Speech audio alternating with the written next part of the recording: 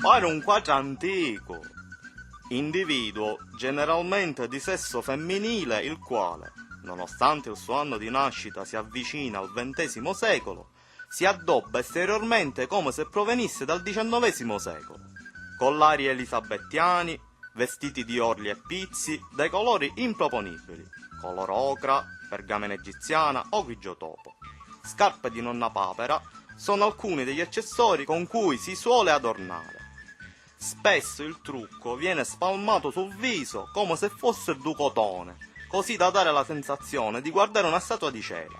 I capelli sono così voluminosamente cotonati da formare lateralmente degli alettoni pronti al decollo. La sua rigida andatura, spacciata per altezzosa e austera, in realtà è idealmente dovuta ad oggetto casalingo oblungo, solitamente usato per spazzare, che attraversa verticalmente, dal basso verso l'alto, il suo organismo.